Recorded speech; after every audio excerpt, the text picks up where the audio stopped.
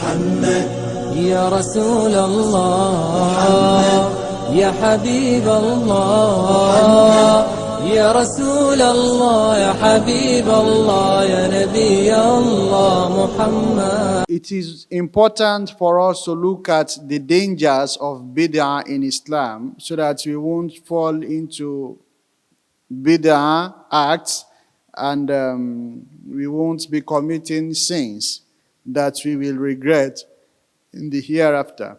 So what are those dangers of bid'ah according to scholars? Number one, an innovator of bad bid'ah places himself as a legislator of Sharia and thereby competing with Allah. And Allah has said He does not forgive shirk. Allah says that He does not forgive shirk of any form. Inna Allah la yaghfir an yushraka bihi wa yaghfiru ma duna zalika liman yasha. So whoever that is an innovator falls in the category of committing shirk according to scholars. Number two, an innovator of bad bid'ah considers Islam as incomplete and he wants to complete it. By that, he means that Islam is defective, that Allah has not completed or perfected Islam, whereas Allah has completed His religion. Allah says, Al-yawma akmaltu lakum dinakum wa atmamtu alaykum ni'mati wa raditu lakum al-islam dinan. Number three, innovation of bad acts changes the true nature of Islam and may cause burden. And Allah says He places no burden in Islam. وَمَا جَعَلَ عَلَيْكُمْ فِي الدِّينِ مِنْ haraj. So this is a statement of Allah.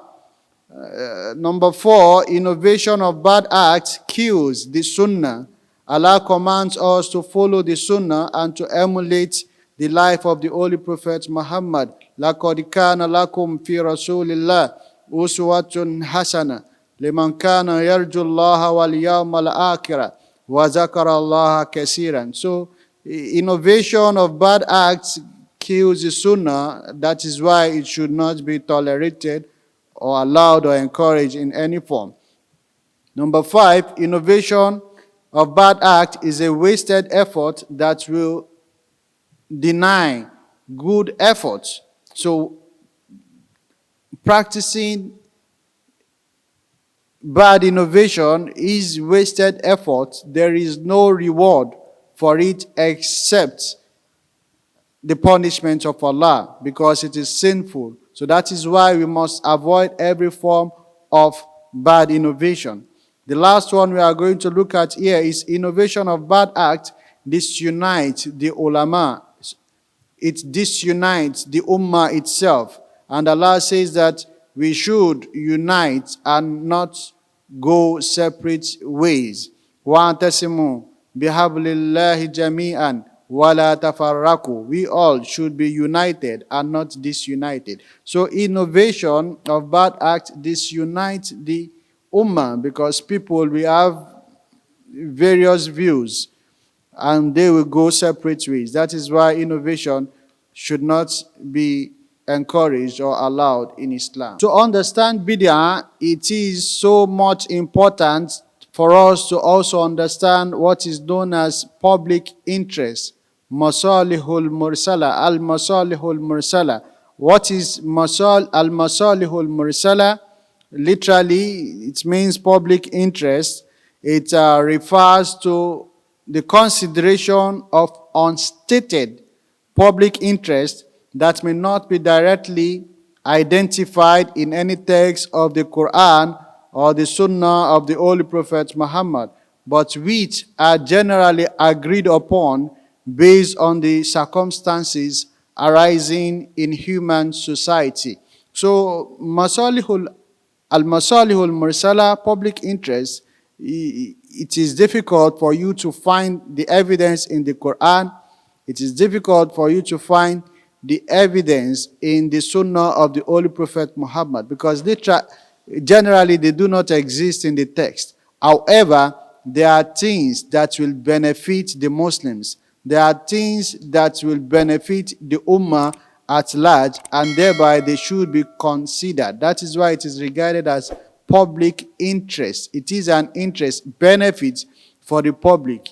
However, it has no clear-cut evidence in the Quran and the Sunnah of the Holy Prophet Muhammad. Al-Masalihul Mursala, which is public interest, is one of the secondary sources of Islamic law that are applicable in Sharia, and it is so important. So we are going to look at some of these examples. Generally, there are things that were not in existence during the time of the Holy Prophet Muhammad, but they were introduced later as a result of necessity after the demise of the Holy Prophet Muhammad. So examples include, number one, compilation of the Holy Quran at the time of Abu Bakr. This was not done during the time of the Holy Prophet Muhammad. Another example is the standardization of the Holy Quran during the time of Uthman bin Affan. Another example is the second adhan that was introduced by Uthman bin Affan during his time, when the population of the Muslims in Medina increased. So there was necessity for him and the Muslims then to introduce the second adhan in order to sensitize and remind people for the Jummah prayer. So number four, we are going to look at the example of Umar during the temporary suspension of divinely stipulated punishment for thefts, which is haddu sarqa by Umar bin al-Khattab whenever it was the time of famine. So Umar bin al-Khattab suspended the punishment for thefts during the time of famine, that such punishment should not be applicable because whoever that steals at that time did so as a result of necessity to survive. Another example under Al-Masalihul Mursala is establishment of administrative offices to handle public utilities. So there are things that were not in existence during the time of the Holy Prophet Muhammad.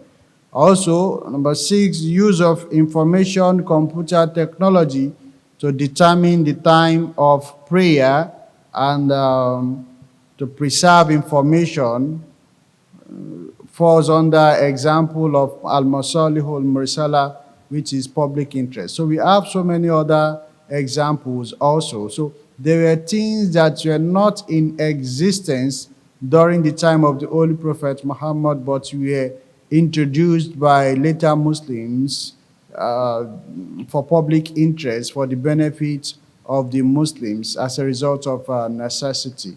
It is necessary for us to look at some innovated practices by early Muslims, and this will make us understand better if all forms of bid'ah can be considered as misguidance or not. Kullu bid'atin dalala. So looking at some of these innovated practices by the early Muslims will give us better understanding. First one, we've mentioned this before, compilation of the Quran by Abu Bakr, observing Taraweeh in congregation as introduced by Umar bin al-Khattab, standardization of the Quran by Uthman bin Affan, the second adhan introduced by Uthman bin Affan on Jummah Day. Another example is moving the capital of Islamic governance from Medina to Iraq by Ali bin Abi Talib. Also, recitation of Quran 16, verse 90 at the end of every Friday sermon as introduced by Umar bin Abdul Aziz in order to abolish the long-standing Umayyad custom of cursing Sayyidina Ali bin Abi Talib as initiated by Muawiyah. So this is also a clear bid'ah that was introduced by Caliph Umar bin Abdul Aziz when he felt it was wrong for the followers of Muawiyah to end their Friday sermon by cursing Sayyidina Ali bin Abi Talib. So in order to abolish that, he introduced the recitation of Quran 16 verse 90 that says, Inna Allaha ya'mur bil adli wal ihsan wa ita'i zil qurba wa yanha anil fahsha'i wal munkar wal baghi ya'izukum la'allakum tazakkarun. So it was Umar bin Abdul Aziz that introduced this in order to correct something. So today we all recite this in order to end our khutbah. It is an innovation, but a good one. So these are some of the practices attributed to the early Muslims that were never in existence at the time of the Holy Prophet Muhammad. And the Quran did not speak about them. The Hadith did not give any justification for such practices. It is also necessary for us to look at some innovated practices in the modern era and our time today. There are so many practices that are going on today that were not in existence during the time of the Holy Prophet Muhammad. One, the use of ICT to track the time of Salat. It was not done by the early Muslims. Number two, the use of ICT to monitor the movement of the moon. It is an innovation because it was not done at the time of the early Muslims. Traveling for Hajj by aeroplanes. It is an innovation because it was not done at the time of the Holy Prophet. Knowing sure that it is an act of worship.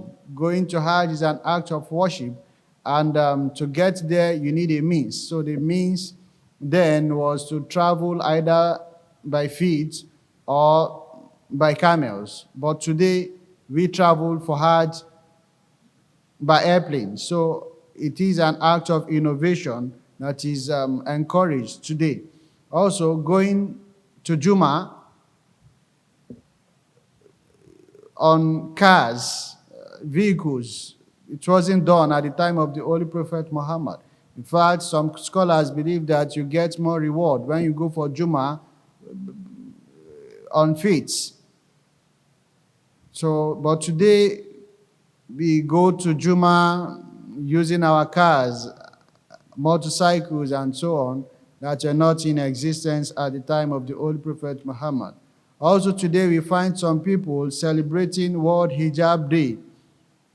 So this is done by some people. There is no justification for that in Islam, no justification for it in the Quran or in the Sunnah of the Holy Prophet Muhammad. But virtually in every part of the world today, we hear World Hijab Day. So this is also an act of innovation. Some Muslims also celebrate Hijrah. There is Hijrah celebration today by some Muslims. It has no justification in the Quran. We are not committed, we are not commanded to do so because it wasn't also done at the time of the Holy Prophet Muhammad or the early Muslims. So today people celebrate Hijrah Day. So it is, without denial, an act of innovation. Maulid Nabi celebration. People celebrate the coming to life of the birth of mankind, the Holy Prophet Muhammad. It wasn't done during the time of the Holy Prophet Muhammad. We have building of schools for males and females. There was nothing of such at the time of the Holy Prophet Muhammad and the early Muslims. Also, building of orphanage homes. It did not exist at the time of the Holy Prophet Muhammad and the early Muslims. Building of magnificent mosque did not exist at the time of the Holy Prophet Muhammad and the companions. So even the Masjidun Nabi was not magnificent at that time. Beautifying the mosque with ornament is an act of innovation. Putting on socks and hand gloves by some women is an act of innovation. It wasn't done at the time of the Holy Prophet Muhammad. This is stated in Fatawa of Ibn Taymiyyah also, insisting that the person to be an imam must be an hafiz is innovation, because it was not a condition at the time of the Holy Prophet Muhammad and the companions. Use of counting beads for zikr that so many Muslims do today is an act of innovation. Translation of the Quran into other languages is an act of innovation, because it wasn't done at the time of the Holy Prophet. It wasn't done at the time of the companions, and knowing fully well that there is no perfect translation. So it wasn't even encouraged at that time, but today we have it done. So it is an act of innovation. Also today we have digital Quran, which did not exist at the time of the Holy Prophet Muhammad. It did not exist at the time of the companions, but we have it today benefiting the whole of mankind.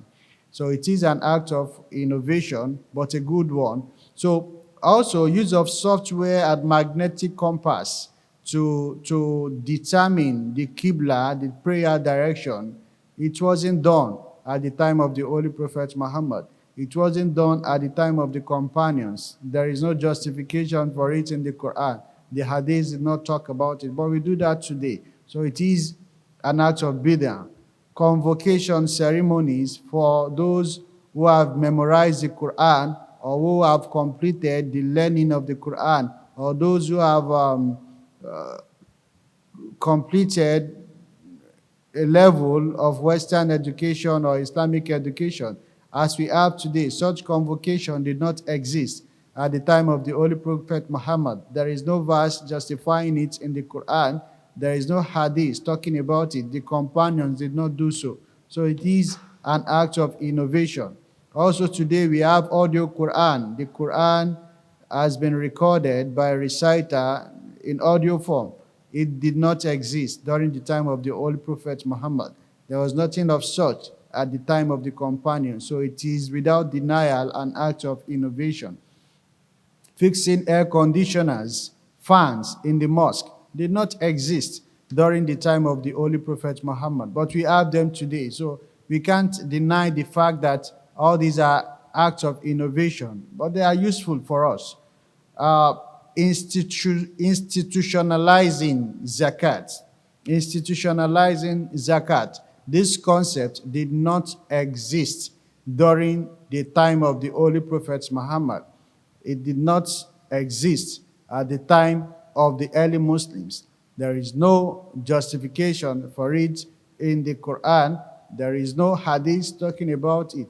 But in so many Islamic world, it is done in this present day, and it is benefiting a lot of Muslims. So, but we still cannot deny the fact that it is an act of innovation. Lastly, academic scholarship. Academic scholarship programs by either the Saudi government, the Kuwait government, or any other Islamic government that we all witness today falls under innovation, because it wasn't done at the time of the Holy Prophet Muhammad. The Quran is not talking about it. The Hadith has not talked about it. The companions did not practice such. So all these that you have mentioned, we cannot deny the fact that they are acts of innovation, but they are good for us. They benefit Islam. They benefit the Muslims. So we can't do without all this. That is why we need to have a rethink about the concept of bid'ah. And with this explanation, we should be able to conclude if bid'ah is good or bad, or if we can group bid'ah as it has been grouped by scholars, or if we can have exception that not all bid'ah are bad. In conclusion, it is important for us as Muslims to have comprehensive understanding of the concept of bid'ah. The meaning of bid'ah is broad. The meaning of bid'ah is not limited. The meaning of bid'ah is vast. We need to seek more understanding. We need to seek more knowledge about bid'ah. It is generally accepted that kullu bid'atin dolala. Every innovation is misguidance. The hadith is authentic. It is from the Holy Prophet Muhammad. But the interpretation, according to scholars, is specific to every innovation that is bad. Every innovation that is against the Holy Quran. Every innovation that contradicts the Sunnah of the Holy Prophet Muhammad. Every innovation that is not in line with the tenet of Islam. Every innovation that opposes what the Sharia says. So such innovation is an innovation of misguidance. It is the innovation that is prohibited. It is the innovation that is not permissible. The scholars have classified innovation generally into two: good innovation and bad innovation. Under good innovation, we have four types. We have the compulsory innovation, like compilation of the Quran. We have the recommended innovation, like observing Taraweeh prayer in congregation. We have the permissible innovation, like eating with spoons or knives or forks, that contradict the practice of the Holy Prophet Muhammad. The fourth one is disliked innovation. An example is beautifying the mosque. An example is building of minarets. An example is use of loudspeakers in mosque. So all these, they are disliked innovation. Another example is beautifying the Quran, translating the Quran into other languages. So they all fall under disliked innovation, but they are all permissible. While the fifth one is innovation that is not permissible. It is bad innovation, and that is bid'ah muharrama, forbidden innovation. There is no justification for it in Islam. There is no Quranic verse that supports it. There is no hadith in the Sunnah of the Holy Prophet Muhammad that serves as basis for it. It contradicts the tenets of Islam. There is no benefit in it. There is nothing that we can gain to promote Islam in it, because it is in total conflict with the principles of the Sharia. So such innovation should not be encouraged. Such innovation should not be accepted. Such innovation should not be introduced. Such innovation should be condemned by all scholars in totality. So these are the explanations given for bid'ah in Islam. And another thing that is necessary for us to understand is the concept of al-masalihul mursala, which is public interest, things that did not exist at the time of the Holy Prophet Muhammad, but they have a lot of benefit for Muslims. They have a lot of benefit in Islam for the progress of Islam. So all these, they fall under public interest, and they are encouraged in Islam, that so that we won't live in denial. So these are our explanations according to what the scholars have said about bid'ah. We thank you all for listening. Ashkuru lakum wa shakarallahu juhudakum wa rafa'a sha'nukum wa shukru mawsul lisadat al-hudur wal hadirin wa akiru da'wana anil hamdulillahi rabbil alamin. Assalamu alaikum wa rahmatullahi ta'ala wa barakatuhu. يا حبيب الله يا نبي الله محمد